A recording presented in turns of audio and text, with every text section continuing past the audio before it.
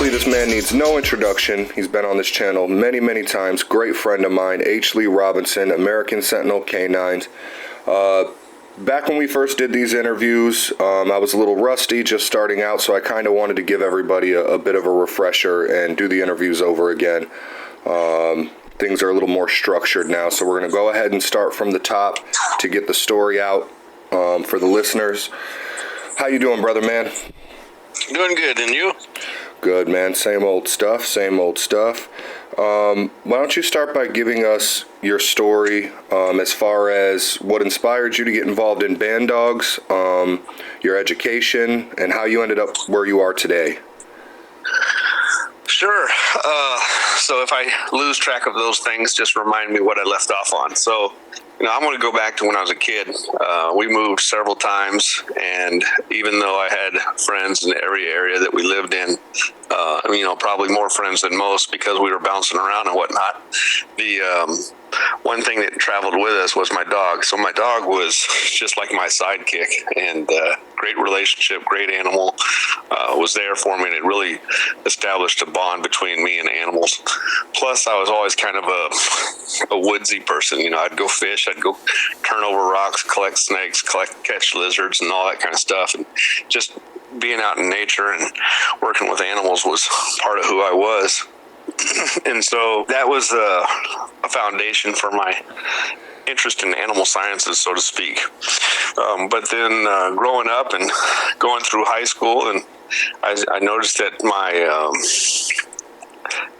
academic abilities were excellent in science and mathematics, but not so much in English and history or names. I have a hard time remembering names. I can remember faces and places and concepts and ideas really well, but names, not so much.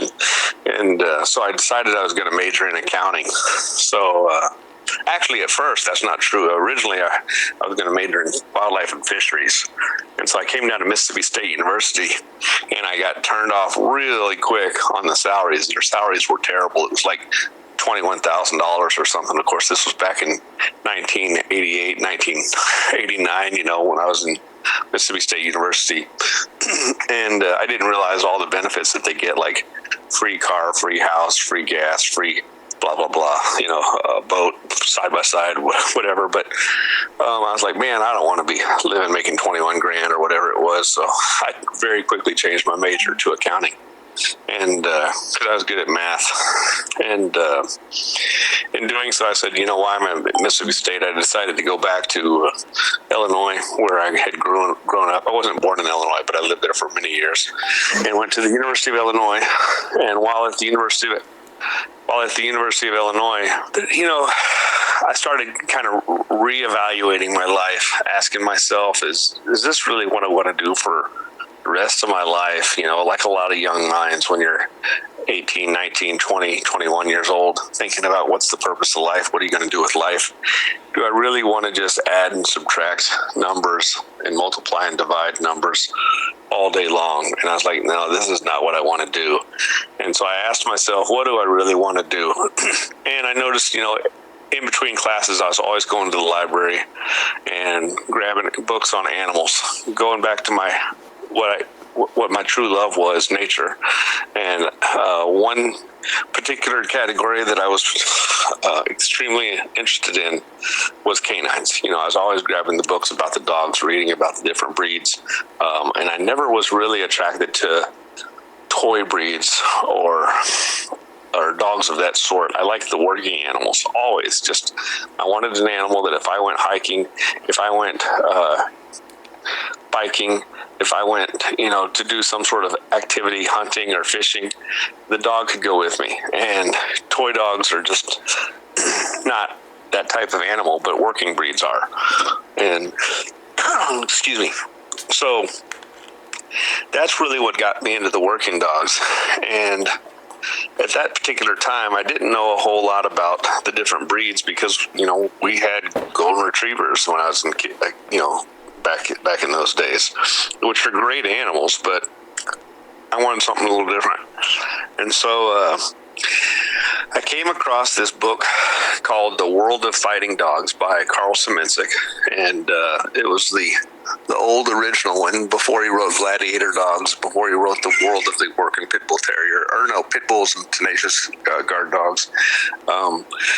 It was just the old World of Fighting Dogs. And I remember seeing Bantu. And I know that you can't look in a dog's eye and tell anything about you hear these people say, oh, I could just see it in his eye. No, you can't see anything in his eye. But I remember looking at that animal and thinking, that's just a really impressive animal. And the way he's looking at stuff, it looks like he's really aware of the environment. He's really capable, and it doesn't look like he's wanting to play any games. I just thought Bantu was a really cool looking animal. But regardless of that, bandogs were not really an access, something that I had access to. I would get on a computer maybe in probably this is 1991 now, I would guess, and Google the word bandog, and you might find a little bit of information, but it wasn't a lot of information. It was pretty much hard to find anything. This was before even the Bandog Banter, which was on an old message board. There just wasn't really anything out there. And, pit bulls were, back in the 90s, there weren't very many of them in my area where I was. This was in Champaign-Urbana, Illinois. I'm sure if I could go back, I'm sure I could find people that had them back then, but I didn't know anybody with them at that time. So the closest thing I had to the pit bull was pretty much book knowledge, And so I got to thinking, well, let me just go out and see what I can find. And, I remember coming across an English Mastiff, and I had a couple of Akitas at that time. I rescued a couple of Akitas in the 90s, early 90s, and from a group called ARSA, which was the Akita Rescue Society of America. And I did some canine good citizenship titles, different levels of that. I think they had 2 levels back then. Maybe I got 2 titles. I think one of them was canine good citizenship, and one of the titles was maybe not canine good citizenship, but just an obedience title. I don't remember the exact details. This was, like I said, 1990.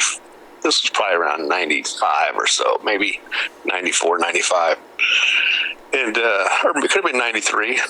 But anyway, so I had these Akitas, and they were cool dogs. They were tough dogs. Mine were way more social than your typical Akita.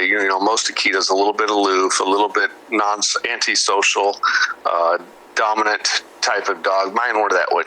Mine were not that way at all. I was a very active person. I socialized my animals a lot, and they pretty much acted like golden retrievers, very friendly to people, unless something hit the fan. And if something hit the fan, they could really tango. They could go down and rumble. But obviously those situations were to be avoided. And I was going to this one trainer place. It was called Autumn Gold. It was managed by a professor named Linda Case, who has degrees, or she worked as a professor in animal sciences at the University of Illinois. And she was not my advisor, but she was a friend and a mentor to a certain degree. And she owned this obedience training place, and we went out there and we trained dogs there. And I had my Akitas doing silly tricks. I remember having them. I did pretty good obedience back then. I only had 2 dogs, so I had a lot of time, and I took them everywhere. So they could sit down, heel, stay, calm, and they could. I could put them on a send where they could run like 100 yards out and spin around and turn and look at me, and I could tell them down, stand, sit, down, sit, stand, and they would do that kind of stuff, and I could recall them, and they'd come running full sprint, and I'd tell them down, and they'd slide. They'd just put their feet down and just slide like they were running the bases of a baseball diamond, sliding into second base or something. They were fun, and I did some stupid tricks, like from 50 yards away, I could tell the dog to crawl, and it would crawl on the ground to me, and it would just keep crawling to me, and I could say stay, and it would stop crawling, and sit, and it'd sit, and then I'd say wave, and it'd put its paw up in the air and wave at me. And the lady, Linda Case, was asking me, how did you teach this animal this? And this was the instructor at the canine place, right? And, well, when I was in animal sciences, because I had switched my degree to animal sciences because I was always in the library studying about animals. I said, this is what I need to do. So I started trying to learn about different things. I learned about B.F. Skinner, Ivan Pavlov, and classical conditioning and operant conditioning and those type of things. But at that particular time, I hadn't learned anything about what's called markers or bridges and things like that. Maybe they came to me automatically to a certain degree, because I do remember breaking commands down into smaller components. Like when the Linda Case asked me, that professor asked me, how did you teach a dog to wave? And I said, well, it started off with just shake. And the dog would raise his hand up to shake my hand, and then I'd back up a foot. So it would just be shake without a contact. The dog would be pawing at the air, and then I would just go further back and work it from there. But instead of saying shake, I said wave, and I worked it back where the dog would do it from 50 yards away. And it was just little by little, and I just really loved working animals. But I had Akitas, and if you've ever been around Akitas, they shed like crazy, and I do not like a dog that sheds. Another problem with Akitas is they can take the Arctic zone, right? But they do not do good in hot weather. If you go for a hike and it's 90 degrees out, that dog's looking for the shade tree or the creek to lay in. And so I wanted an animal that was more refined in terms of hot weather performance. Because honestly, I don't know of any 90-pound dog, adult dog, that doesn't do reasonably well in any weather, any cold weather. I'm talking about, I don't care how cold it is, unless you're like in Maine or North Dakota or northern Michigan, a 90-pound dog, even with a short coat, can still do fine in cold weather, assuming that we're talking about, for the most part, dogs that live indoors. They go outdoors and they can work when it's 20 degrees below zero. I remember my Akitas would go swimming when there was snow on the ground. And you might think, well, how would they do that? The lake's frozen. Well, no, the lake doesn't really freeze immediately. It takes a while for it to freeze. So I remember my dogs going swimming in the middle of winter, come out, and they'd be running around like you could see the steam coming off their body. They never got cold. Just wasn't an issue. But I wanted something that not only could do cold weather reasonably well, but also do good in hot weather. And the Akitas just could not deliver in that way. They weren't as trainable. They weren't as energetic as what I wanted. I wanted more energy. I wanted more hot weather tolerance. I wanted more drive, and I wanted way less shedding. And so I like a dog that's with me. And so I got to thinking about, what do I really want? And like I said, I found that book, World of Fighting Dogs, with Carl Simincic, and I thought Bantu just looked like the right kind of thing. But at that time, I was a college student. I owned no land. So I wasn't going to get rid of my Akitas and start trying to breed bandogs, because to breed bandogs, you really need more than what you're dealing with if you're dealing with a pure breed. If you're dealing with a pure breed animal or a purebred animal, you can just go out and buy one and you got it, and that's your companion.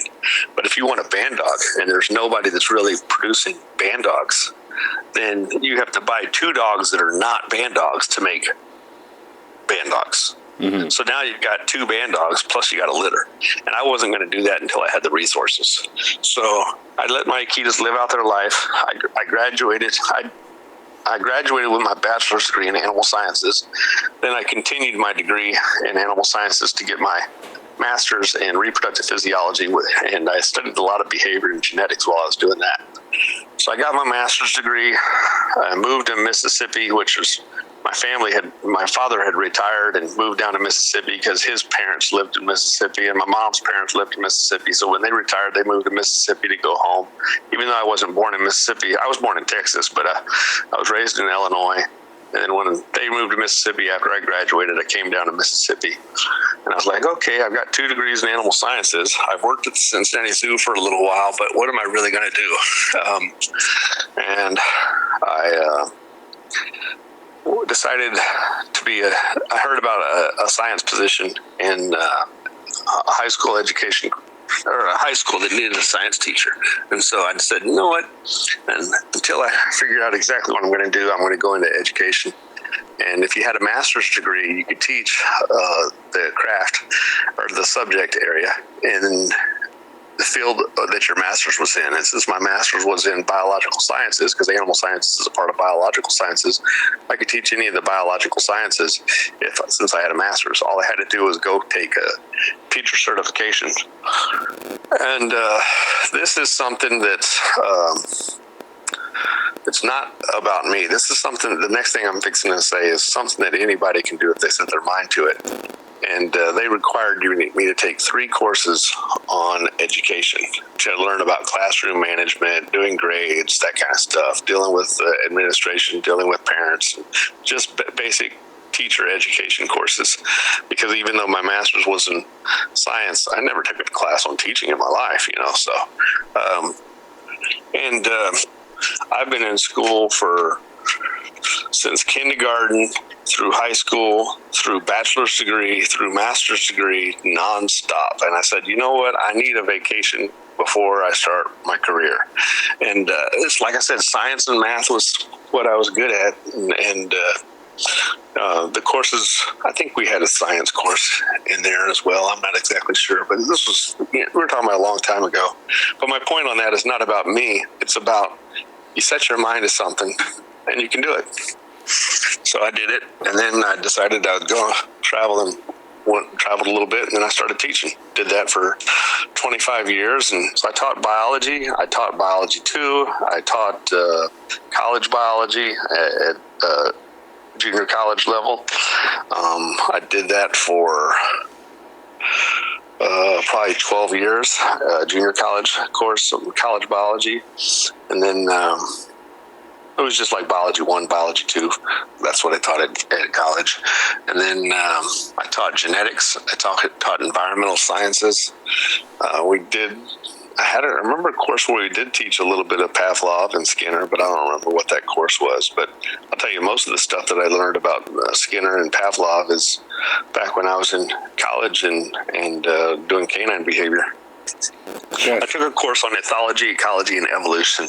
I do think that ethology is a good course. If you want to learn animal behavior, ethology is a great course. It's similar to Skinner in some ways because you're dealing with rewards and punishments, but it's not so complicated as positive reinforcement, negative reinforcement, positive punishment, negative punishment.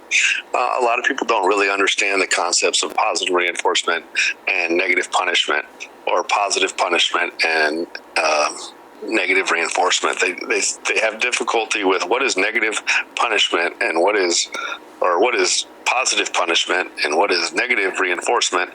People don't know what negative reinforcement is. So let me give you a real quick crash course on that. So any type of reinforcement increases the behavior. Mm-hmm.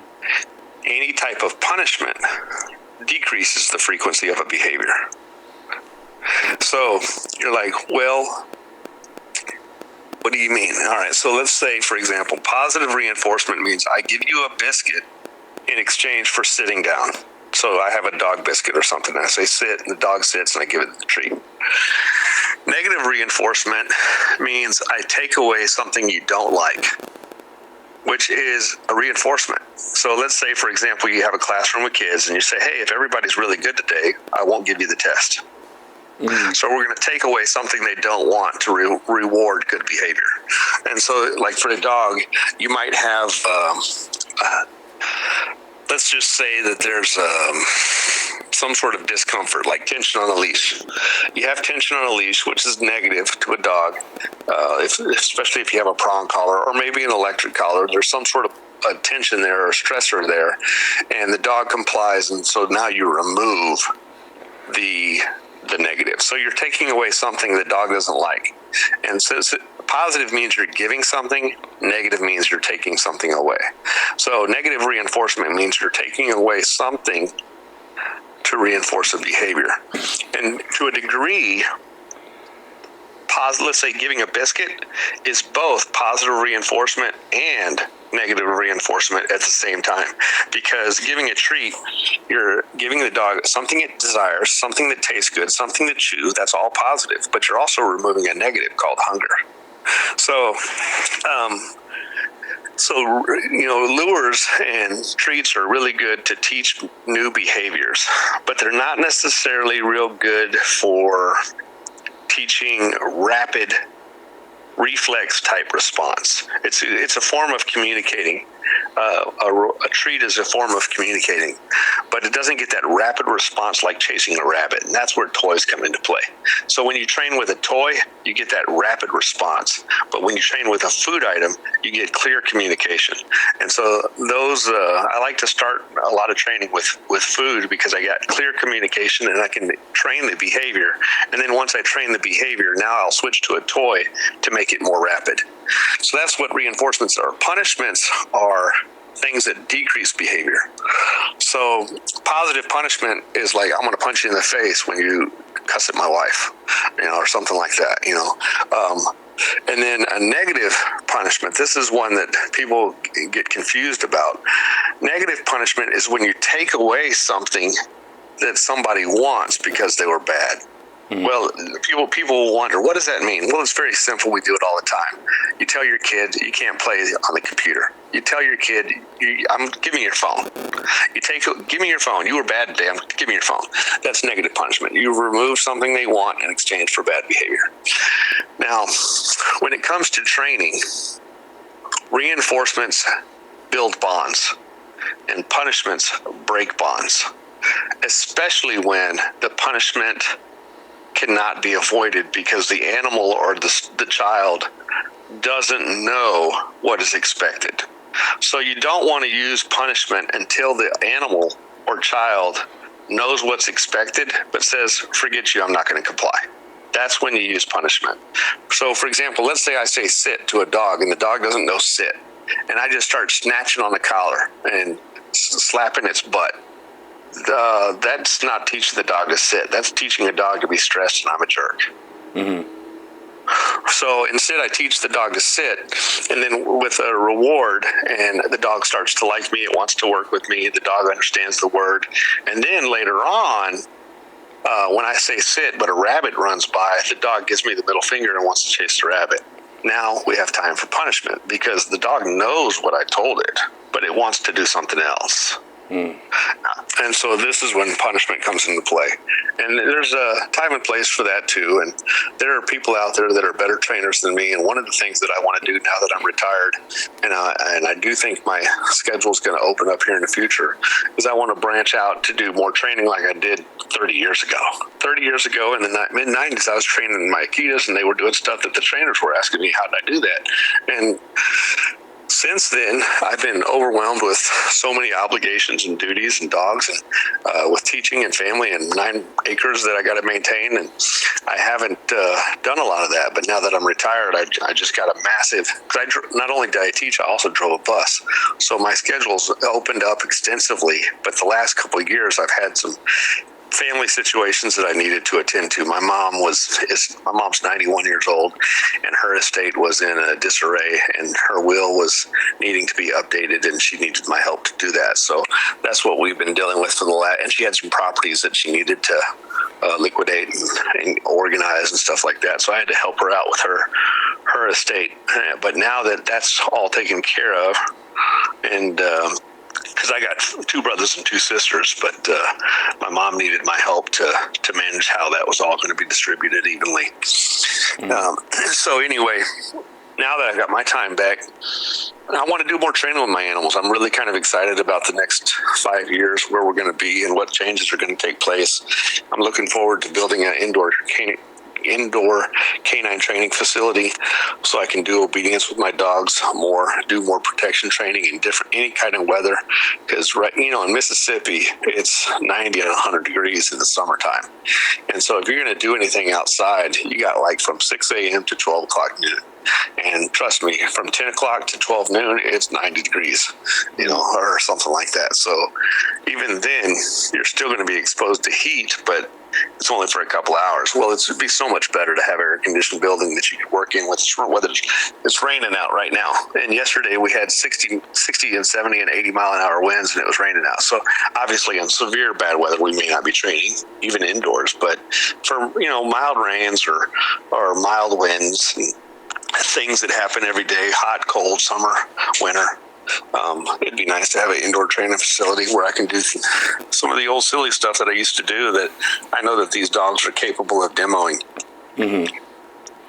When it comes to a high drive animal such as the American Sentinel, and I know one of the priorities is, keeping the animal driven. When it comes to what you just mentioned about the dog wanting to chase a rabbit, for example, do you prioritize the sit and the focus over them wanting to chase that rabbit?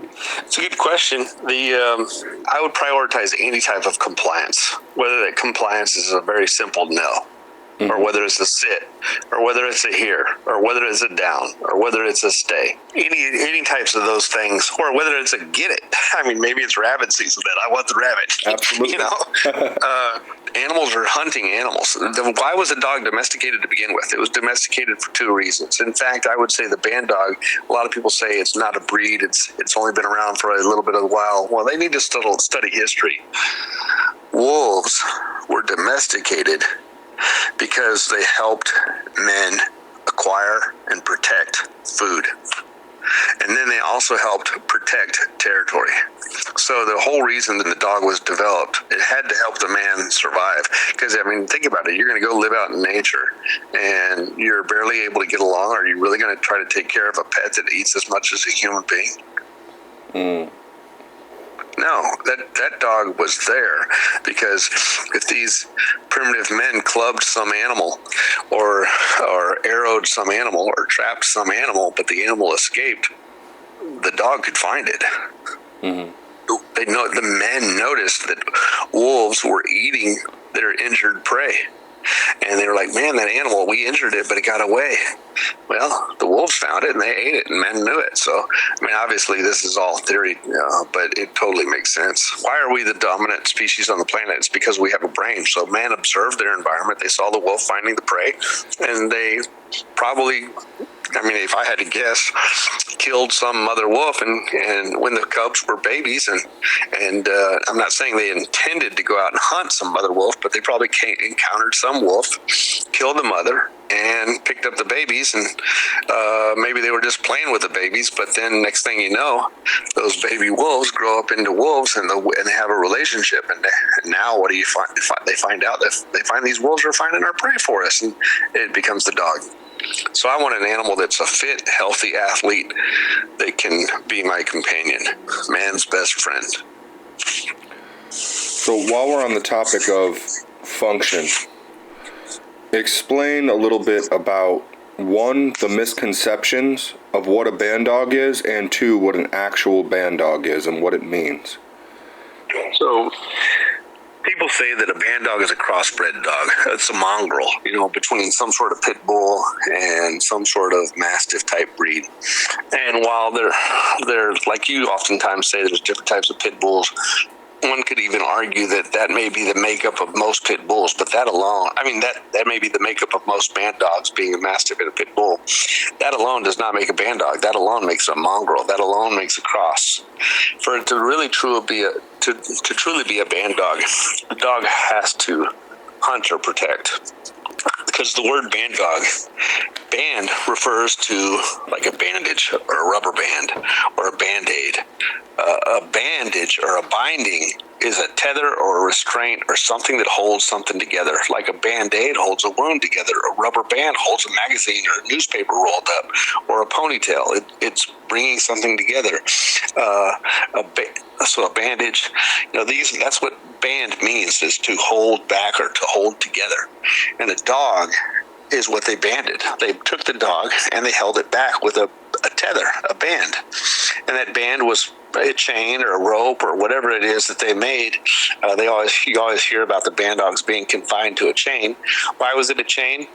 Because they were unattended at that time. When they were attended, they were walking after trying to find their hog or boar or whatever game they were chasing, bear. I wouldn't use a dog for a bear myself necessarily, but I think it's too much work on building up a dog to die immediately. But because a bear is an ultimate predator. But anyway, when you're walking a dog through the woods trying to find your hog, I don't believe they were carrying. For 1 minute, I don't believe they were carrying leashes, walking their dogs through the woods trying to find the hogs. And then when they find the hog, they got to unchain it. No, they were probably using some sort of rope or leather when they were hog hunting. But when they got back home, they would put it on a chain. And so the dog was tethered by a chain until it was time to be released. And that's what the bandog means, is a dog that's restrained until it's time to be released. And when it was released, it was supposed to go catch its quarry, Quarry. And, there's different types of meanings for the word quarry, but one of the definitions for the word quarry is prey, the target, the animal, the target that you're going to go bite. And that quarry could have been man or it could have been beast.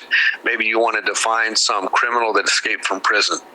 Maybe you wanted to find a hog. I don't want to say deer because in today's time, using a dog to catch a deer is illegal. But if we go back 1,000 years, and you want to catch a deer, so be it. And they became laws about poaching the king's deer, and they would use bandogs to catch people that would try to go poach the deer. And so the king would have these bandogs to catch these people that were trying to kill deer. But don't think for a minute that if somebody was starving and they had such a dog, they wouldn't go catch a deer themselves. Because we've had a dog catch a deer on accident. It was hog hunting, and it caught a deer. It's just not something we intended. We got there in time, broke the dog off the deer, and we actually sat there and waited for the deer to catch its breath because it ran a long time. And then it got up and walked off. And now what happened to it, I don't know, but that's just sometimes that'll happen. Mm-hmm. It's illegal to go do that on purpose, but if it happens, it happens. Right. So, talk a little bit about the Swinford bandog. So, in short, like I said, a bandog is an animal that's bred to catch man or beast. And the Swinford bandog, he had studied enough history. He was a veterinarian. He had a doctorate of veterinary medicine. So a lot of times you'll see his name, Dr. Swinford. You may not see DVM, but he had his PhD in veterinary medicine. And he worked for some zoo. What was the zoo that he worked for? Maybe Bronx or something. I'm not sure. It was probably New York, because I believe he was up in New York. I should know that big time. I'm sure it was in New York. But anyway, he worked as a veterinarian for a zoo, but he wanted to breed a bandog, and he was friends with Jack Kelly. He was friends with Martin Lieberman. And Jack Kelly had a dog named Bobtail Buddy, and Bobtail Buddy was a 2-time winner, and he had a bobtail. A lot of people think a dog with a dock tail can't perform. That's not true, all right? Some of the most... In fact, Golden King's Champion Silver is the only pit bull in the world that has defeated 3 grand champions and a champion. Now, a champion is a 3-time winner, a grand champion is a 5-time winner, and Golden King Silver beat 3 grand champions and a champion.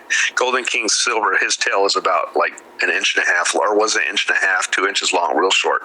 The tail may come into play in high-speed running, but when it comes to close-quarter combat, it's not a big factor, and that's why the lynx and the bobcat don't have much of a tail. They're a close quarters combat ambush predator. The cheetah, the leopard, those are more of a high speed coursing type of predator. But the close quarters combat doesn't need the tail for balance. That's really not a factor. It's not an udder when you're spinning in a bedroom. And so anyway, but Swinford bred to Bobtail Buddy to an English Mastiff named Octavia, if I remember correctly. This was something I knew back and forth 20 years ago and even 10 years ago, but I'm pretty sure that was her name.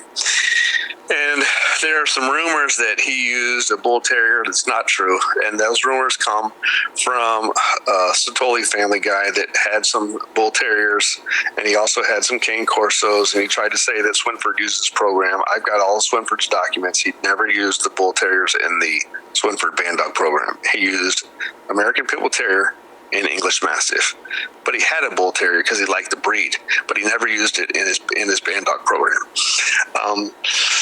So that was just a rumor where somebody was trying to promote their blood. So Bobtail Buddy was bred to Octavia, and that's what made Bantu and Bantu's littermates. There were actually two dogs named Bantu. The first one died and got hit by a car. The second one is the one that we know of in the book. And John Swinford bred these dogs for 6 years, and he unfortunately he passed away. And I don't normally speak on his death publicly, but I'll go ahead and give you some information that I've never released to the public. But John Swinford died of a drug overdose. And John Swinford was also homosexual, and he had a friend, a female veterinarian lady. I can't remember her name right now, but that's an insult because I should know her name. She's been very kind to me, and she had a lot of respect and admiration for John Swinford, and she even wanted to marry him, but they did a lot of breedings together, and they knew Martin Lieberman, and I've gotten the vibe after getting to know her that much of Lieberman's information about the Swinford program really came from her, and I believe he's overspoken his role on the Swinford program as I've gotten tons and tons of documents. I'll send you a picture of all the documents that I've gotten on the Swinford program from articles that were written about him, articles written by him, and articles written by his family members, and articles written by people that were doing the breedings. John Swinford was dedicated to the Bandog, but unfortunately, we don't know if he died of a drug overdose intentionally. I don't know if it was suicide, but it was suicide by accident, maybe, because he'd taken drugs and passed away. Maybe it was on purpose, maybe it wasn't. But he was also had a very bad eye problem. In one of the sporting dog journals, they talked about he passed away from a very rare disease. That's not true. They were just probably trying to protect his reputation, because for somebody that's homosexual that also died of a drug overdose, that's kind of a slap on a man's character, so to speak, especially back in 1971. He died in November, if I remember correctly, of 1971. It was the July-August issue of the Sporting Dog Journal that gave a publication with Swinford on the cover. Swinford's Bantu was the only dog ever, at that time, and I think ever, on the cover. And of all the time, I think it was the only one that was ever on the cover of all time that was not a pit bull. Mm-hmm. So he was definitely dedicated. He had good connections. Jack Kelly is the author or original publisher of the Sporting Dog Journal. And Martin Lieberman definitely knew John Swinford very well, definitely played a major role in some of the Swinford stuff, but I don't think his role was quite as influential as he would like it for us to believe. But he did play a role, and he also bred the dogs for a while. But John Swinford, as far as I know, and I've got a lot of documentations on it, I've never seen John Swinford use Great Dane. Martin Lieberman used a little bit of Great Dane. Martin Lieberman also used a little bit of Tosa Inu. I'm not sure if John Swinford used Tosa Inu, but I do know that John Swinford's primary components was English Mastiff and American Pit Bull Terrier, and then there was at one point there was some Neapolitan also infused. Okay. And I just gave you some stuff that I wasn't going to release until I wrote a book about it, but so be it.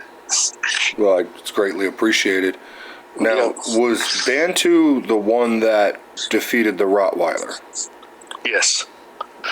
Yes, that was a setup because there was some dog that was like in Puerto Rico, a Rottweiler, I think it was in Puerto Rico, that had developed a reputation for being extremely tough. And if you know anything about Jack Kelly, he was in those circles of matching dogs. And they knew that Rottweilers were not tough, but they would also match dogs at weight. And pit bulls were not the size of a Rottweiler. So if a Rottweiler defeated a pit bull, it wouldn't be because it was game. It was just because it was too big. And so John Swinford agreed to match against the Rottweiler and absolutely destroy the Rottweiler. See, the Rottweiler's not a fighting dog. It's a rank-driven, dominating dog. And what happens when you have a dog that wants to dominate? When it doesn't dominate.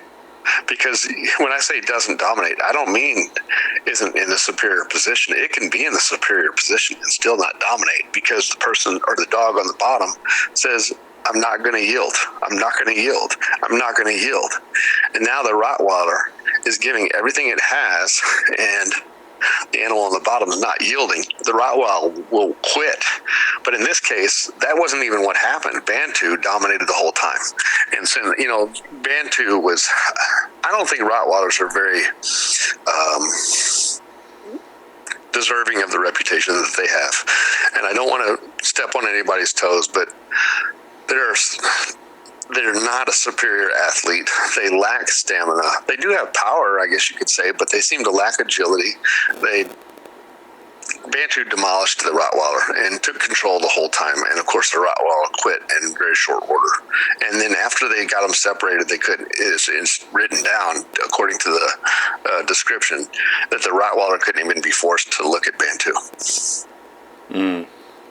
They tried to turn his head and make him look at it. He wouldn't even look at it. They weren't trying to make him fight. They just wanted to see if he'd look at it. Because once he quit, they just, the dog fighters back then, they weren't trying to make animals fight. They would let them do what they wanted to do. And if they quit, they'd stop it. It's called a cur. That's when the fight's over. It curs. But after they curred out, they wanted to see if he'd look. Well, the reason why I said even if they dominate, there's been many Rottweilers that have gotten on into altercations, and even on top, they quit. It's just a rank cur. They're fighting for dominance. If they can't establish dominance, they quit. Touch a little more on why you dock the tail and crop the ears. All right, so I like an erect ear because if you've ever seen those old hearing aids, what are they? They're just a cone that goes around the ear that funnels, that catches the sound it's like a trombone in reverse. It catches the sound and tunnels it into the ear.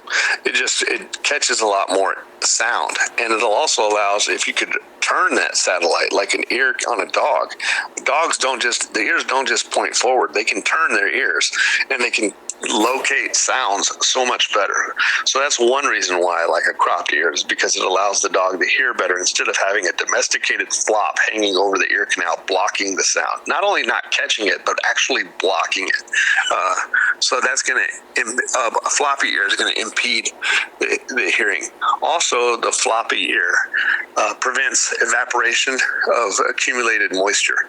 So when it rains or a dog gets wax in its ear and it can't breathe properly, you get yeast infections and things like that. So if you have an erect ear, it eliminates yeast infections, it eliminates excess moisture, and it improves the hearing.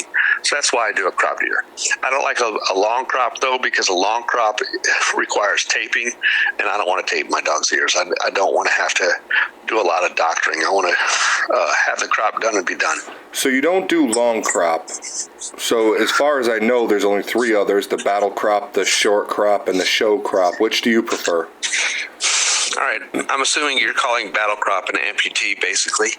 The show crop and the short crop. So you would put them in order of battle, then short, then show, then long, correct? Yeah. Yeah, I would say we do a short to show, somewhere in there. Okay. If it's short, that's fine. If it's show, that's fine.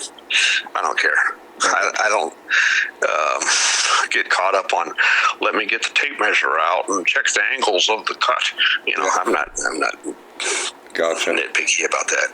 To me, it's a working dog, like a work truck. If I was going to buy a brand new truck, I would expect it to be flawless.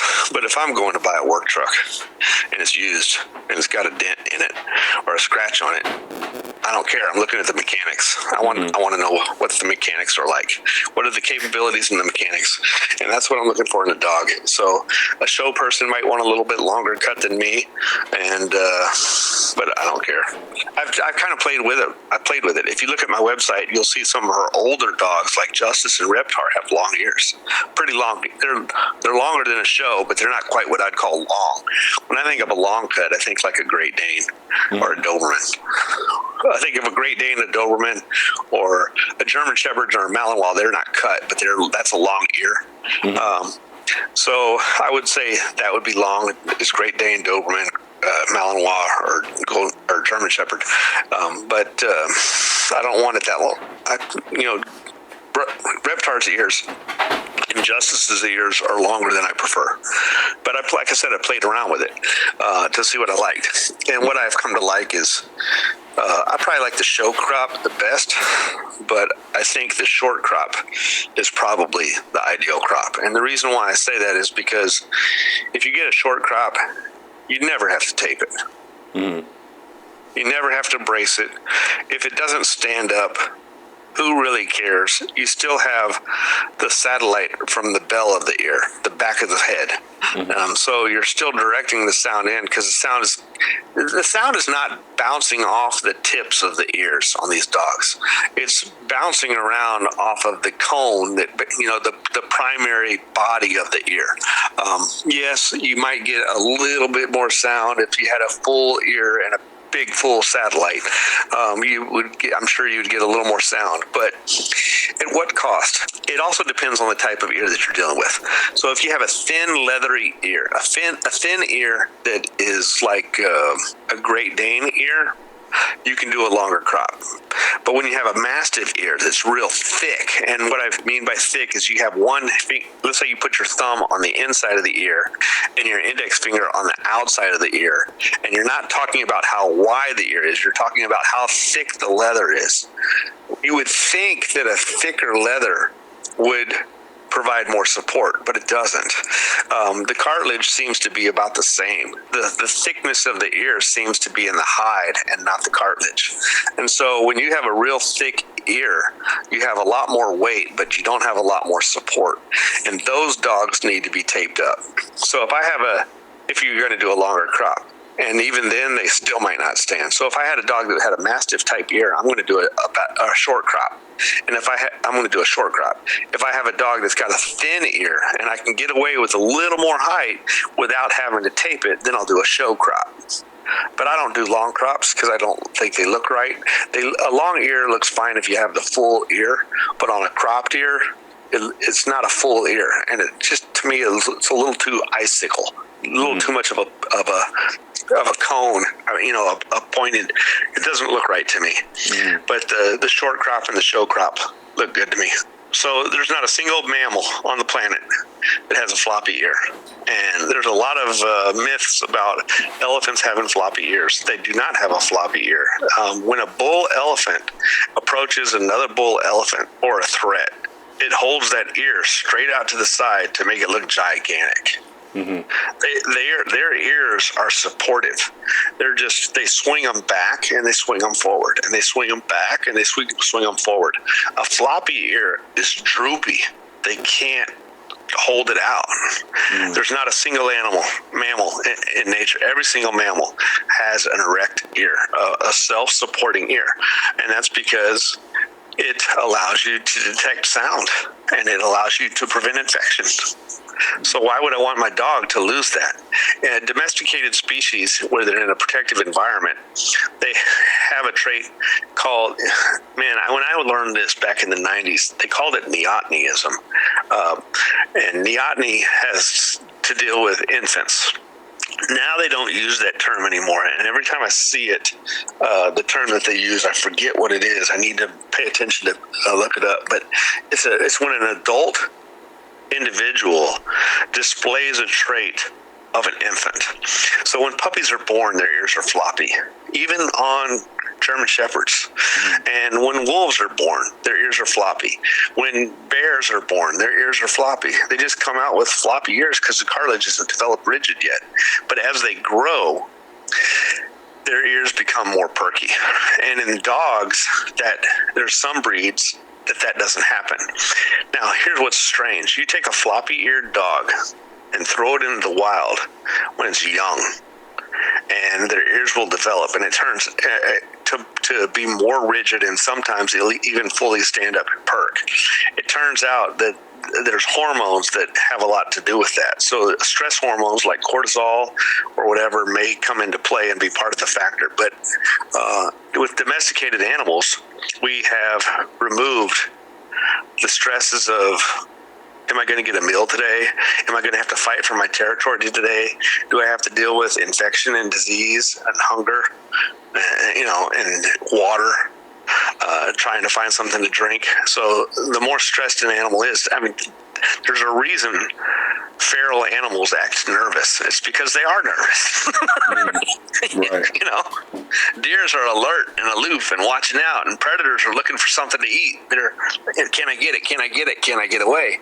And those things come into play when it comes to probably the ear. And it makes sense, because the more stressed you are, the more you need that ear to hear what's going on. Mm-hmm. Sure. Now let's switch lanes and talk about why you dock the tails, and why you dock the tails the way you do, because it's different than most.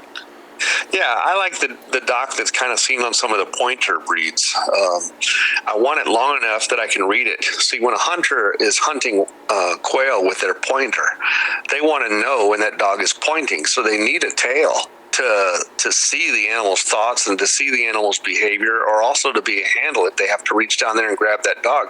So I want a tail that I can see communicate.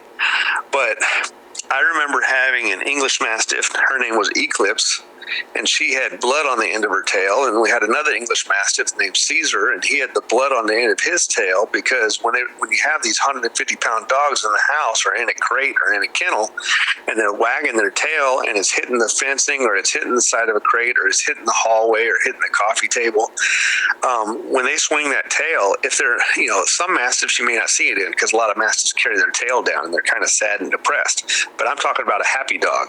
Well, a happy dog swinging its big tail and hitting things, because its tail is 2 feet long. Pop, pop, pop, pop, pop, pop, pop. It's like what happens to what happens to your fishing rod if you keep slapping the ground with it? You're going to damage the tip, and that's what happens with a dog's tail. Is it gets damaged. The next thing you know, they're wagging their tail, and we'd have blood on the ceiling and blood on the walls, and it's called happy tail. You can look it up, happy tail. And so our dogs are very high drive. Their tails are wagging all the time. A lot of people think a dog that's wagging its tail is friendly. That is not what a wagging tail means.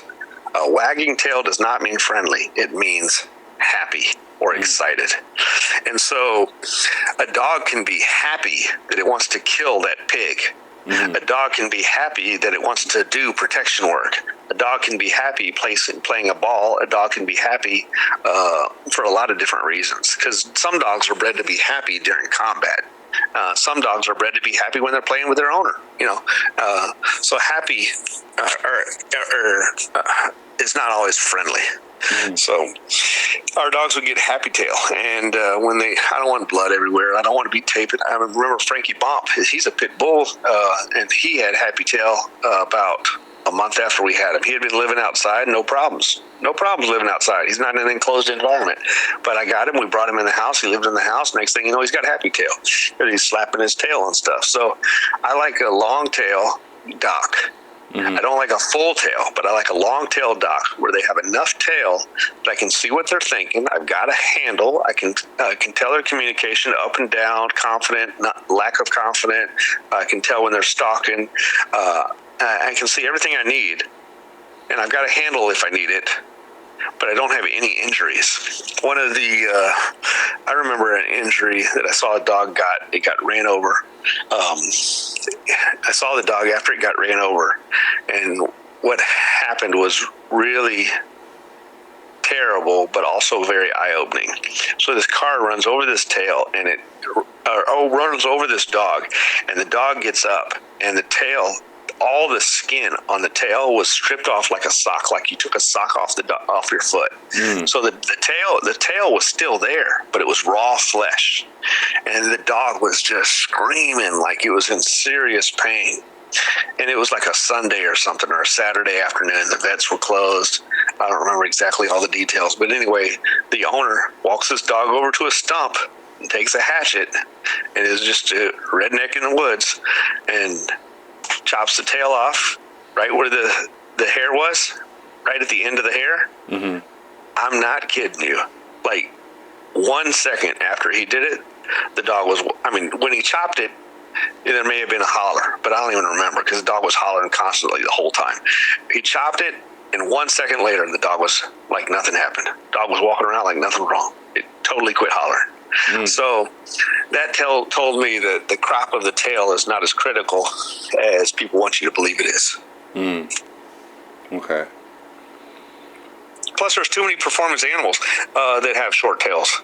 And that this old myth that, I don't know where people come up with these myths that if you crop a dog's tail, it's going to lose its balance. That's baloney. It's absolutely baloney. Our dogs can run through the woods and dodge the trees just like anything. In fact, better than most. Way better than most. The greatest accomplished dog ever in history, Golden King's Champion Silver, no tail. Right. And his tail was short. You couldn't even read it. I wouldn't want that because then you can't. To me, the tail comes with positives and negatives. A long tail has the positives of reading the behavior. A short tail has the positives of no injury. A mid-length dock, what we do, a mid-length, I cut it literally, I look at the tail and we cut it half long. I used to do a third, I used to do a quarter, and I was like, a quarter's too short. I noticed that when you crop a tail, it doesn't seem to grow as much. So like, let's say you crop it at a quarter when it's a baby, and then when it's adult, it wouldn't be a quarter, it'd be like an eighth. Or you crop it at a third when it's a baby and you grow up, it wouldn't be a third, it'd be like a quarter. So I was like, you know what, I'm going to just dock it longer. So we dock half tail. And in Neapolitan Mastiffs, some people do half docks. Some people even did 2/3 docks, but you don't really see that much anymore. Now you see a short dock or a full length tail or something. You might see some half docks. I like a half tail. It gives me all the benefits of a long tail and none of the negatives. I don't get happy tail. I don't get injury. I don't want a short dock though, because I want the benefits of a long tail without the negatives. So that's what we do. I don't dock the tails on our pit bulls. We keep the pit bulls true to breed. So if you see a picture of one of our dogs, unless it's a dog from a long time ago, like Jackson had a long tail, Boss had a long tail, Reaper had a long tail. Those were American Sentinels that we were experimenting. Do I want a tail or not? Because they were heavy pit bull. They were 75% pit bull. And I thought about keeping the tails on them, and I just wanted to play. But on the purebred pit bulls now, if you see a dog that we have currently, or even in the last 10 years, if it has long tail, it's a pit bull. If it has a dock tail, it's an American Sentinel. So you can tell in the photograph between the two. Because there are some that look like they could be either. If you take Slam, he looks like a giant pit bull. But you can see he has dock tail. So now he's not a giant pit bull, he's a Sentinel. But anyway, I don't want a short muzzle, I don't want a long muzzle, I want a balanced muzzle. I think proportions are important. The only thing that should be maybe disproportionate would be muscle mass. I like a little bit more muscle mass than your average animal. See, muscle requires fuel. So that's why you go out to find a wolf. They don't look particularly muscular, but they're fit. I want them a little more muscular than probably norm, but we have some that are not particularly muscular, but they're still extreme athletes and extremely strong. They just don't necessarily look it. But I'm not keeping an animal that's not strong. Right. So, but when it comes to muzzle, what do I breed for? I like scissor bite. A scissor bite or even bite. Even is when the top teeth and the bottom teeth line up. Scissor bite is when the top teeth touch the bottom teeth but are slightly in front, like a pair of scissors they cut. And then a reverse scissor is okay, but it's not what I prefer. And then if there's a gap, I don't really want it. Now, would I keep a dog that's got a gap like an underbite? I would only keep it if the dog was unbelievably great. And even then, if the dog was unbelievably great, I would probably breed it, try to capture an individual offspring that was just as great, but with a better bite. I don't want to have to get teeth straightened. Now, again, keep things in perspective. This is where the dog show community is. I sigh and I shake my head because I don't want to insult people. But do you think wild animals walk around to some sort of Disney hospital and look at their teeth in the mirror and say, do my teeth line up? Right. Do they turn sideways and take a profile and get a protractor and tape measure and say, are my bones in the right ankle? No, they don't do that. They just work. They run and they work. So let's say hypothetically that you have a wolf pack and there is a dog in that pack that has less than perfect structure. But he is the one that catches the hog. He's the one that catches the deer. He's the one that catches the rabbit. He's the one that protects the flock. He's the one that beats up the old alpha male, and he becomes the boss. Nature doesn't walk up to him and say, well, your bones are not at the right measurement, so you're not allowed to have this position. Right. No, because there's something else he does have, and it's called grit. And I hear all these people that are in the show world that say, well, if everything else was equal, the dog with the better structure would win. You're right, if everything else was equal. But guess what? Everything else isn't equal. And that's what they miss. They keep wanting to think that they're a god and that they can look at an animal and determine if that animal is the best or not. You can't go to an ADBA dog show and see which pit bull is the best. And Madison Parker does not care for dog shows one bit, even though Bert Sorrell's his mentor, I guess you could say, call it, and whatever, was into dog shows. Bert Sorrells did working dogs, and he also did dog shows. And Madison Parker said, I just want to do the working dogs, because you cannot go to a dog show and look at the dogs and tell which one's the best. You can't, because they're not working. You're looking at them. I want to look at them work. Right. And because you can't look at a dog and say, okay, which one's got the best respiratory system? Which one's got the best circulatory system? Which one has the best, endocrine system? Which one has the densest bones? Which one has the fast twitch muscle? Which one has the slow twitch muscle? You might be able to get an idea of some of that by looking at some of the animal, but you can't tell endocrine system, you can't tell nervous system, you can't tell coordination. There are individuals out there that look awesome, but they're totally uncoordinated. I remember a dog that we had named Bruno, and I had another one, what was his name?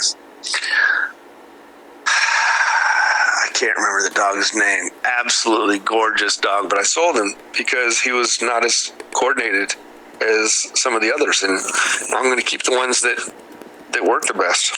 So yeah, I would never want a short muzzle, because a short muzzle can't evaporative cool. The dogs don't sweat on their body. They sweat on their, by perspiring. Evaporation in their mouth. They pant. That's how they cool down. That is their air conditioner. Maybe a little bit occurs in the pads. Maybe a little bit occurs in the ears. But for the most part, a dog cools down by laying on something cold or panting. And so I don't want a short muzzle, because a short muzzle has a very inefficient radiator. The panting is not very good. A longer muzzle has a better radiator, so it allows them to dissipate heat. And when you're dealing with a powerful, explosive animal, heat accumulates very rapidly, especially the bigger the animal. A lot of people in the pit bull world say that there's very few game dogs over 65 pounds or 60 pounds. They said it's really hard to find a pit bull that's game that's like 60, 65 pounds, and because they get hot. And I'm like, okay, well, are they not game because they get hot? Because the truth is, the smaller dog that you are calling game, that dog might quit also if it got hot, but it just doesn't get hot because it's small. So the bigger dog is dealing with more stress to do the same thing. So when you have a larger animal, let's say you have a 100-pound animal, and then you have two 50-pound animals. The 100-pound animal has more surface area than one 50-pound animal, but has less surface area than two 50-pound animals. Two 50-pound animals have more surface area, so that's why they can cool off faster, because the surface area per pound is reduced as size goes up. This is a matter of cubing versus squaring. When you do a surface area is squared, but volume is cubed. So volume goes up faster than surface area. So the bigger the object is, the less surface area it has per volume. And that's why heat builds up in a warm-blooded animal. It doesn't matter in a cold-blooded animal, but in a warm-blooded animal, it matters. Okay. And so when you're working and working and working, this is why I do not like 120-pound dogs. They just get hot, and it reminds me of my Akitas that wanted to lay down by the creek or look for a shade tree. If I'm going for a hike, I want to stop when I want to stop. I don't want to stop and say, can my dog make it to the rest area, or do I have to stop here? I want to keep going. It's not because I don't care about the dog. I just want the dog bred enough that it's dragging me. It's waiting on me, not me waiting on it. Okay. The dog should be a superior athlete to me than I am. How far can a human being run in a day? How far can a human being run in a day? All right, David Goggins is so unusual, but how far can the average human being run in a day? The average human being can run what, like 5 miles maybe in a day, maybe 10 miles. If you get an athlete, maybe a marathon. A dog can go 100 miles in a day. They're like, no, you sound, some people might think, there's no way a dog's running 100 miles. 10 miles an hour is nothing to a dog that's an athlete. That's nothing. That's like us walking. Right. Okay, I see what you mean. I had a dog named Crazy Jane, and here's what's amazing about her pedigree. We actually had one dog that was Great Dane Pit Bull Cross. We bred it with an English Mastiff. I got away from that stuff. I didn't like Great Danes, but we bred that dog, the Great Dane Pit Bull, with an English Mastiff. I got a bitch named Crazy Jane. Crazy Jane had a 15-foot chain, which means a 30-foot circle, and she would run that circle around and just make a disc in the dirt where she was running a big, like, frisbee, set like a Saturn ring around the perimeter, and she would run it all day long. And I would say, man, that dog's probably running 100 miles a day, because she's going 10 miles an hour. She's doing it all day long. She was lean, but I didn't even use those dogs because the Great Dane just is not durable enough. They're too fragile. They don't have the balance. She had balance, but she was an anomaly. Most of the dogs like that don't have that kind of balance. David Ishii had one like that named Osiris. He was a really great dog, had good balance, a great athlete. And in fact, I would say of all the band dogs that I've ever worked that have not come from my program, Osiris, which was from David Ishii's program, was the best. Now, honestly, most of his dogs are not my liking, and I support what he's doing, but the reason why I say that is not to disrespect his program. He has a different goal. His goal is to produce a large, working, healthy Mastiff. My goal is to produce a apex working dog. I'm not trying to produce a Mastiff. He's trying to produce a Mastiff. He's more after the home guardian, business guardian, close quarters combat. I'm looking for a dog that can do everything.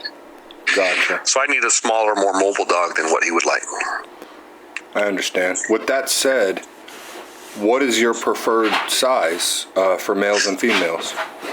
I think the apex dogs are going to be anywhere from 60 to 95 pounds. We're probably going to be a little bit larger than that, saying most of our dogs, my preferred size is going to be like 70 to 100 pounds. Okay. But I would say 60 to 90 pounds is probably on average going to be the apex individual. The reason why I would like 70 to 100 is because every once in a while I do want a home dog or a business type dog or something like that. So maybe I would occasionally want a 100-pound dog. But for the most part, I don't. For the most part, I want 70 to 90 because now I've got all the benefits or most of the benefits of size, which is going to be power and durability and strength. And without the negatives. I don't want the heat disc problems, and I don't want lack of mobility.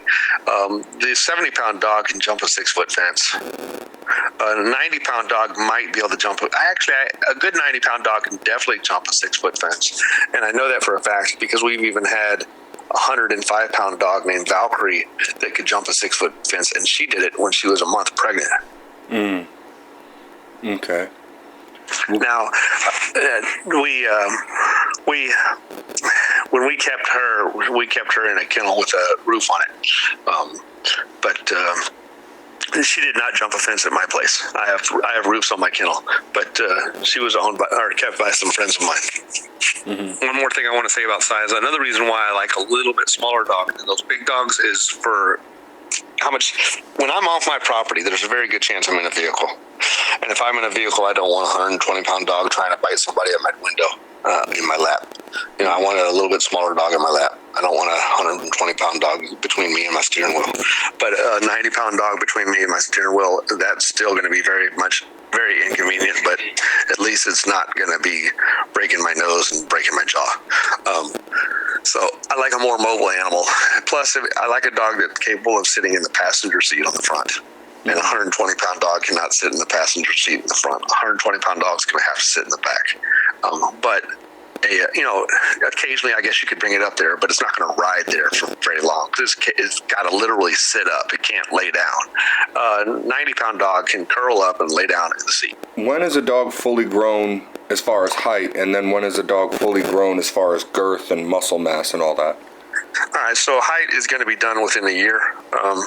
For the most part, you might have an occasional dog that's a little bit longer than that, but some dogs will be done growing in height in 6 or 7 months. But generally speaking, it's going to be around 10 months to 12 months in height. I would say that's pretty good. The muscle mass, again, I would say 10 to 12 months in height, plus or minus a month or two. Because I have seen some dogs that stop growing in 6 months, which is really pretty unusual. And then I've seen other dogs that don't stop growing until they're 14 months in height, and that's also pretty unusual. Most dogs are going to have their full height at 10 to 12 months. As far as muscle mass goes, and they might grow another half inch or something after that year, but it's too small to worry about, you know what I'm saying? As far as muscle mass goes, I would say probably peaked around 18 to 30 months. I know that's a wide window, but it kind of depends on the dog. I've noticed a lot of our females look their best. Like you can get really nice. A lot of females look really good around 18 months, maybe 2 years. And that's probably because at that age, they haven't been bred yet. You know what I'm saying? Mm-hmm. So they're fully mature at 18 months, and they've never been bred. So they look great. But just like a woman that has a child, there are stresses that occur with reproduction. And as they have those stresses, they will recover and they will still look good, but they may not look like that super small waisted, big chested, muscular body, ribbed, striated type of muscle. A lot of times you'll see your females look great anywhere from around, I'd say 18 months. Males, though, because they don't have to deal with pregnancy, would probably be 18 months to 36 months, with most of their muscle being around probably 2 years of age. Some people say the 2-year-old dog's not fully mature. I would say it is. In our dogs, I like a dog that matures quickly. In fact, there's nothing I wouldn't do with a 14-month-old dog that I wouldn't do. I mean, if I would do it at 2 or 3 or 4 years of age, I'd do it at 14 months. I'm going to do it. The dog should be ready. He's ready to work. If he was a wolf, he'd be hunting at 14 months.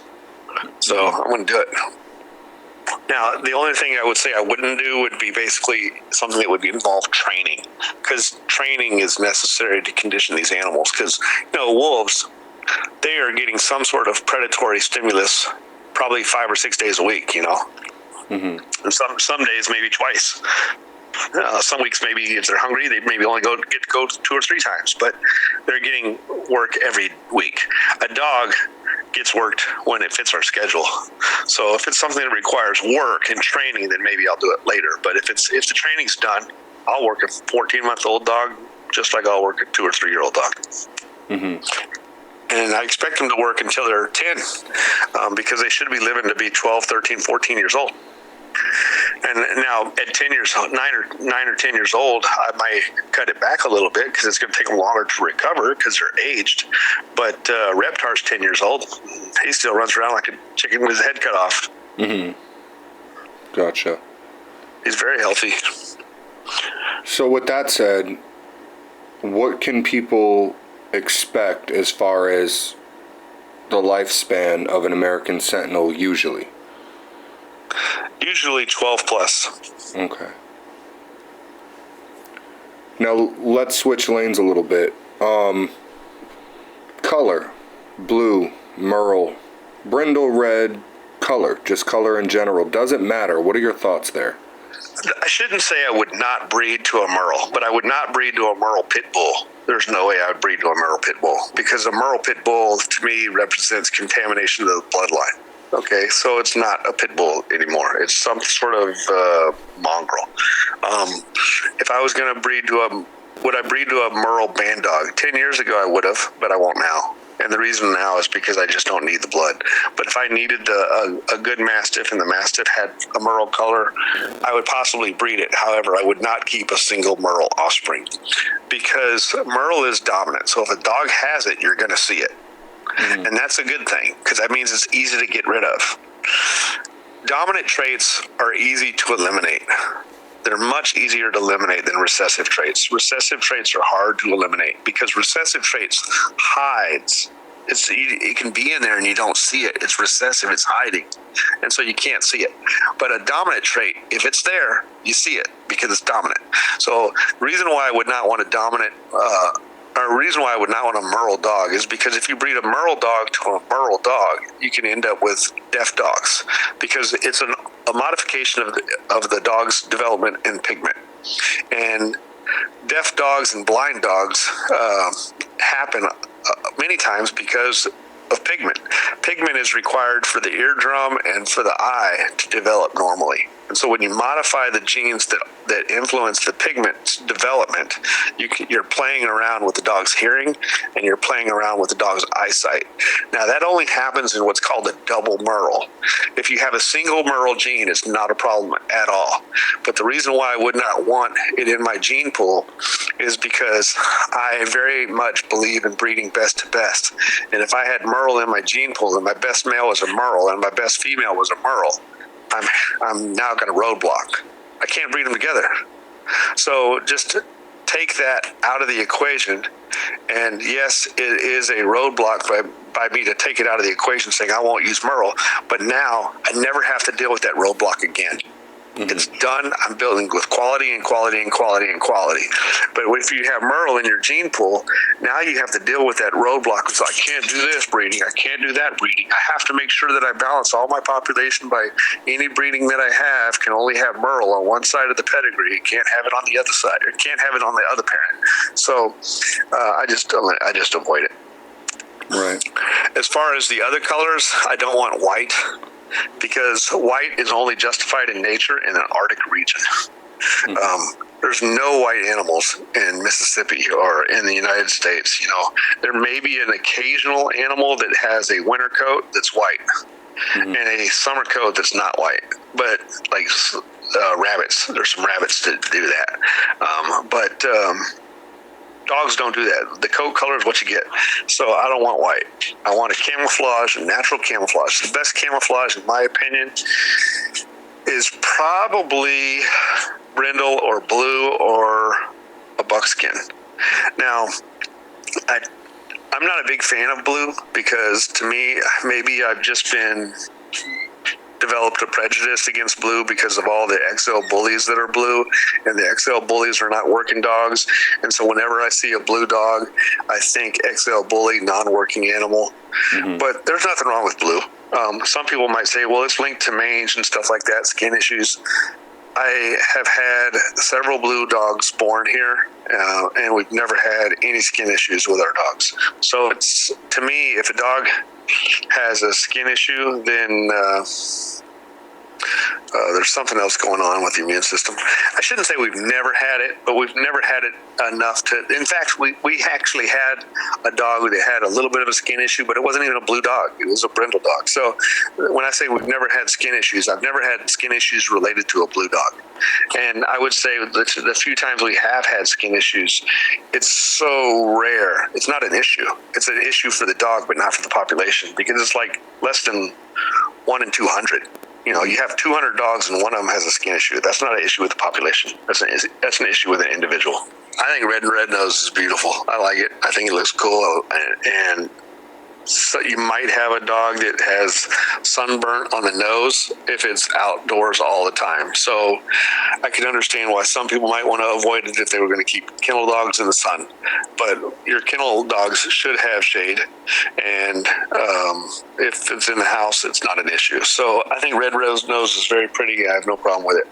I think it's silly to eliminate colors that would work well in nature, and in nature, you're still going to have shade, because there's canopy by bushes, canopy by trees, and I just don't see it as an issue. Now, I avoid white because it's not camouflage, and also white is linked to cancer. Dogo Argentinas get cancer like crazy. So to me, the colors that I want to see in our dogs is brindle or buckskin or red, and maybe an occasional blue or a blue fawn. But I don't want to see merle, and I don't want to see white. I don't even want to see large patches of white. Right. If it's under the chest or on the paws, and it doesn't bother me if it's on the toes, because the toes are in the grass, so who cares? But I don't want to see like large patches of white on the chest. I've had a few dogs we had one bitch named Wonder Girl, had a big white diamond on her chest, and that's why she was called Wonder Girl, because it looked like the Superman logo. And that makes a target for a predator to shoot. When they see that animal, they got a white target. I want to make it camouflage. Black dogs are okay, but believe it or not, a brindle dog, a buckskin dog, and a blue dog are harder to see in the woods than a black dog. Here's what's amazing, even at night. A black dog is a black animal, when a brindle dog is an animal you don't see. So you can see a black spot in the woods, but you don't see a blended spot. So I will use a black animal, but I don't prefer them. Also in Mississippi, if you're ever in a field and it's summertime, black gets hot quicker. Black looks beautiful when it's clean and it's fresh, but when it's worked a hard time and it's in the sun, it gets hot. All right. So if you had to pick your favorite color out of all of them, what would it be? Brindle? Yeah. I would say that would be the most camouflage. Yeah. It's just a broken pattern. So it's like a tiger. It's not tiger pattern, but there's a reason tigers are striped. It's because it disappears. Right. I mean, you hear about leopards and panthers. When a panther is just a black leopard, right? But which one's almost extinct? The black one. The black one's almost extinct. Why? Probably because it can't hide as good as a spotted one. I see what you mean. Okay. I mean, I don't know that. I didn't do studies on it, but it's just reason. And extinct is the wrong word. It's more threatened. It's the same thing, if I remember correctly. They're the same thing. So, the panther is probably the same thing as a leopard, just a different color. Right. So the popular dog of today, because of law enforcement, the military, and now the John Wick movies, of course, which are awesome, is the Belgian Malinois. As far as trainability, temperament, and the dog's abilities, how do you compare the American Sentinel to the Malinois? All right. So intelligence-wise, the Malinois, if you have a good one, I'm not going to compare. I guess you can compare average to average, or you can compare best to best. So, but you don't want to compare the best of one to the worst of the other, because that's not a fair comparison, right? So if you took the best Sentinel and the worst Malinois, yeah, the Sentinel's stronger, faster, smarter, everything. But if you compare best to best or average to average, I would say the average Malinois is probably smarter than the average Sentinel, and the best Malinois is probably smarter than the best Sentinel. But I'm not going to go from valedictorian to C, average kid. I'm talking about A++ to A. The American Sentinel is a very intelligent animal. They are very smart. Are they at the same level as a Malinois? I don't know. Maybe they are, but it would be naive for me to make that claim, because the Malinois has earned that status, and the Sentinel has not competed in sports like that. So what kind of ego would a person have to make a claim that they've never verified? I think I'm not going to do that. I'm not going to make that claim because it's ridiculous. And by ridiculous, I don't mean ridiculous making it. It's ridiculous even thinking it. How could I even think that the Sentinel is going to be at the Malinois' intelligence when the Malinois has proven itself time and time and time again to be the apex, the Albert Einstein of the canine world, if that makes any sense. I gotcha. However, what do I need the dog to do? If I am not competing at teaching a dog ballet of the canine world, then on command, and I'm not talking about agility, I'm talking about agility on command, like a remote control device. Mm-hmm. All I need my dog to do is sit, down, heel, stay, calm, engage, disengage. That's all I need. Mm-hmm. Everything else is novelty. So all this fine obedience that people do for these dog shows that are super cool and I highly respect, they're not needed activities. They're novelty activities. So when it comes to needs, now we're looking for engage and disengage. Mm-hmm. And in that regard, the Malinois cannot compare to a gladiator when it comes to engagement. Now, somebody might say, well, how can you make that claim? Well, it's very simple. Look at the gladiator world of the American Pit Bull Terrier. It cannot compete. If they could compete, you're going to tell me these dog fighters for the last several hundreds and hundreds of years, why are they not using German Shepherds, Malinois, Dutch Shepherds? They're not using them because they don't win. Right. They get mollywopped. So the pit bull is the apex gladiator. The Malinois is the apex Albert Einstein of the canine world. What is the American Sentinel? The Sentinel is like pretty much a giant pit bull, but with better protective instinct. And the Sentinel is a very durable animal because they're bigger, stronger, more powerful than a pit bull, but yet they still have massive amounts of the American Pit Bull Terrier instinct and then tweaked just enough to be protective. Now, that's why I like the American Sentinel. And anybody that says our dogs are not verified in that regard, go watch some of our hog hunting videos. They are very committed to the task, even up to the point of unfortunate death, which can happen because hogs have blades called tusks, and they can really get into a dog's where they live and their vitals. But that's pretty rare. For the most part, they don't get killed because they're pretty durable dogs. And in fact, the ones that have gotten killed or hurt were super determined, but may have had a little bit thinner hide. The hide of an American Sentinel is, generally speaking, pretty durable. It's not as thick as a Mastiff's hide, but it's pretty durable. Their pit bulls come in different varieties. The pit bull was bred as a game dog, as a match dog, but they do have a lot of variation in the breeds because they weren't bred for a certain look. They were bred for a certain task. And I remember Pat Patrick told me about Tombstone. And Tombstone went for 2 hours against like Bully Son and won. And he was worried about, was Tombstone going to come out okay? And at the end of the day, after it was over, he was like, man, this was a rough match. And then when it was over, he got to looking around Tombstone and he could hardly find an injury on him. His hide was just so tough. Okay, I wanted to check something because I wasn't sure on if it was Bully Son or Bully Son Jr. I had to verify. It was Bully Son Jr. Earlier we spoke about heat and cold tolerance. And you live in Mississippi and it gets god-awful hot there. Where do you think the threshold of heat and cold tolerance is as far as the American Sentinel? I think you could live anywhere in the United States if the dog was, and the dog could work in any weather in the United States as long as the owner practiced common sense. And by that I mean, okay, if it's 40 degrees below in North Dakota one night, bring your dog in, or have a phenomenal doghouse.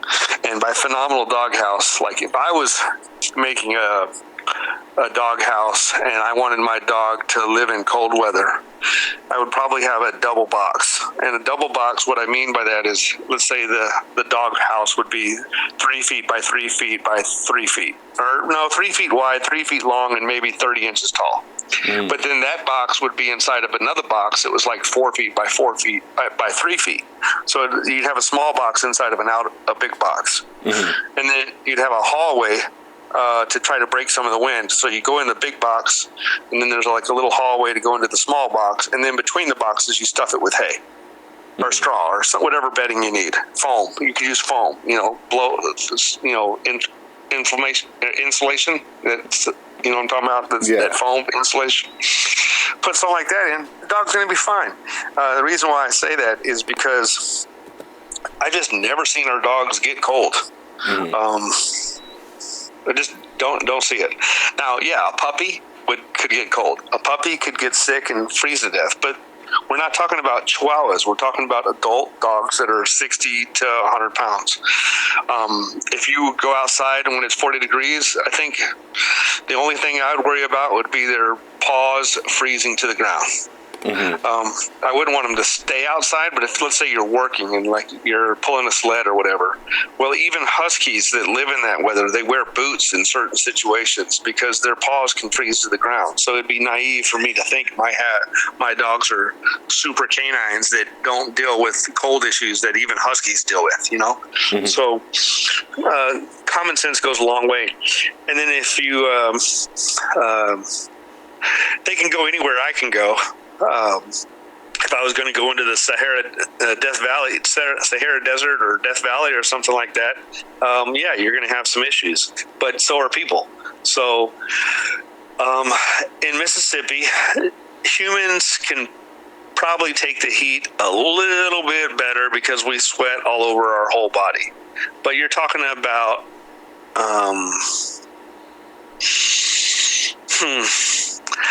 let's put it this way. We've had dogs that run 10 miles in 90-degree weather. Would I do that with most dogs? Absolutely not. Would I do that with most Sentinels? No. But are there Sentinels that can do it? Yes, there are. Heat tolerance is important to me because I have a lot of dogs that live outside, and I don't want to have to worry about my dogs getting sick or getting weak. And if I see a dog that gets hot, I'm not going to make it go do something that will kill it. But I also won't breed it. And so because I'm not going to breed those animals, we've built in heat tolerance. Our dogs can work in the summer.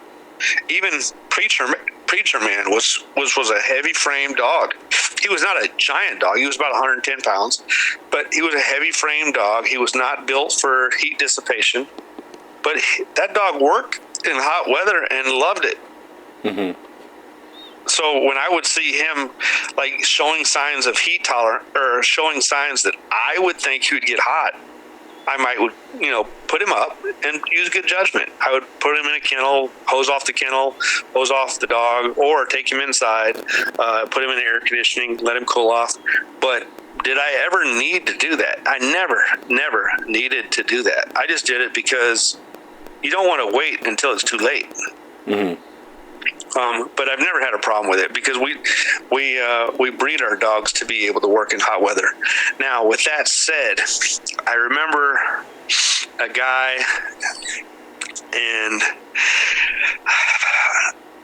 I'll say his name was Algernon, and I'm sure there's very few Algernons. So part of me says don't say his name and leave it out. But I mean, he's not involved in the canine world, so it really doesn't matter. But he had an American Bulldog that looked like an athlete, and he just thought my dog can do everything those Sentinels can do. And I'm like, I don't want to rain on his parade and say I wouldn't do this, bro. But I had to tell him out of being protective of canine welfare that I would not go jogging with this dog in this. It was like July, and it was like 95 degrees out or 90 degrees out. And I was like, I would not go jogging with an American Bulldog in 90-degree weather. I just wouldn't do it. And unless it's a short jog, like a mile, maybe 2.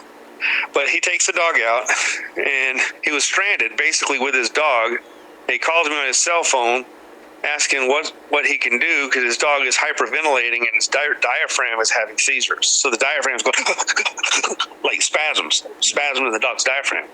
And so I was like, dude, and he lives an hour from me. And I'm like, you need to call somebody in your area and get the dog home. So he calls somebody in his home area and they take the dog home. Dog died that night. I told him put water on the belly, cool it down, take it to the vet, blah, blah, blah. But it died. It was too late. It was nothing he could do about it. Because a short muzzled dog that's 100 pounds can't dissipate heat. Mm-hmm. And you don't.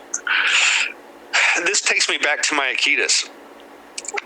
Even though those dogs could not take heat, how did I know that?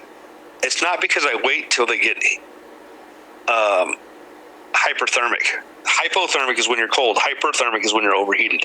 I don't wait till they get hyperthermic. I look for the signs of the dog is uncomfortable. Like the main sign that you have is the dog is falling behind. So if you're dragging the dog instead of the dog dragging you, it's time to stop. Mm-hmm. In fact, it's already past time to stop. The dog should always be in the lead when it comes to jogging because they have 4 legs and they can run faster and they can go further. They can go 100 miles and I can go 5 and I'm dragging them, something's wrong. Mm-hmm. So just use good judgment. And if the dog's tongue is curled up into a C, your dog is hot. I've never used bulldogs for this reason. Mm-hmm. I can't say. I know that in theory they exist and they believe, and I exist, and I believe they do exist. But I can say that they're so far and few between that I can honestly say I've never seen an American bulldog, which is a great animal, be able to work in hot weather like an American Sentinel. Just never seen it. Mm-hmm. So when it comes to protection work, when it comes to a family companion guardian, how would you compare the male to the female Sentinel? There's a guy that was claiming recently that the males are better for territory and females are better for personal protection because females protect the cubs and males have territories. And there may be a little truth to that, but there's more variation in the individual than there is in the gender. And in fact, if you look at certain groups, many times the males attack intruders in the pack. So like if you look at a lion, I guess it's lion pride or whatever, the males do the protection. And I'm not talking about just territory, I'm talking about threats. And females do too. So personally, I would look for the individual that displays the traits that you're looking for and worry less about the gender. The gender there's some truth to that, but it's not something that I get hung up on. Well, they both can do both. Well, let me ask you this. If, say for example, I have a male Sentinel who is my protection dog, personal property, the whole nine, would he potentially fail at his job, for example, if he smelled a female in heat and get distracted? No. Okay. Not likely. It depends on if the dog's innate instincts. So not all dogs are the same. You have different levels of drives, and that's something I was going to mention a while ago. We were talking about thing, and I remember you asking me once about what's the difference between a protection dog and a hog dog. Well, you have training, but you also have innate natural instinctive behavior. And so one of the things that we look for when we're selecting a protection dog versus a hog dog is the protection dog needs a little bit of defense or or needs more defense than a hog dog. A hog dog, in my opinion, the perfect dog can do either. The perfect dog has enough defense that it can do protection work, but if socialized, can also do hog work. That's the perfect dog. So I want a little bit of defense, but not so much that it's insecure or nervous. The problem is when you start increasing defense drive to improve the protection, you don't, generally speaking, improve the protection. Because what happens is when you build defense drive, you also get insecurities, and you also get aloofness and fearfulness, and these types of things cause a dog to look for the back door and get out of Dodge. So that's not a protection dog.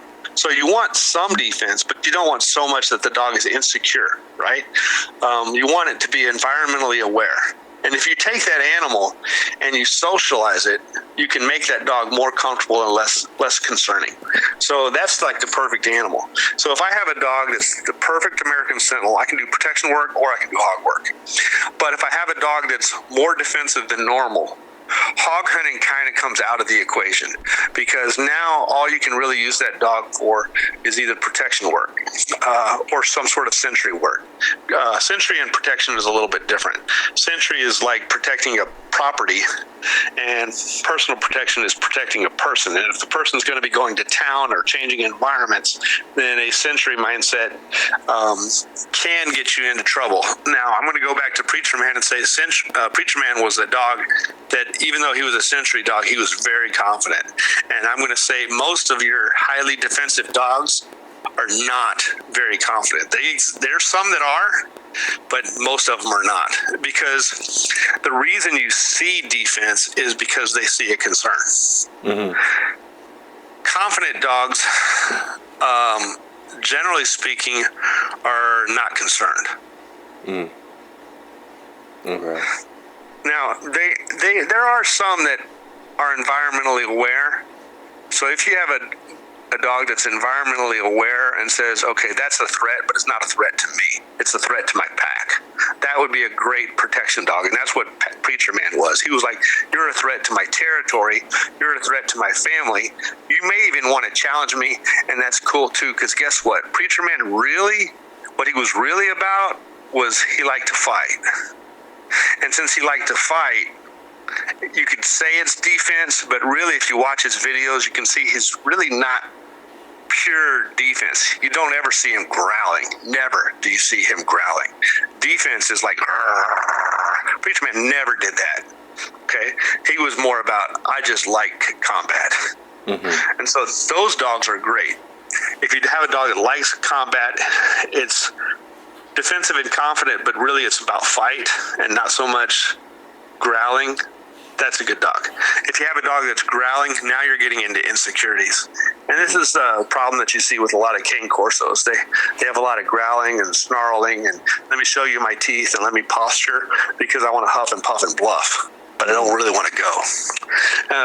Now, there are some cane corsos that are good, don't get me wrong, but generally speaking, nervous behavior is pretty common, and a lack of stability is pretty common in the cane corso. In fact, I saw a statistic that said there are more owners bitten by cane corsos than any other breed. Really? Yeah, I don't know if that's true, though. I haven't verified it, but I saw a statistic one time that reported that. There was some guy, there's a YouTuber out there that talks about cane corsos biting their owners more than any other breed. Mm.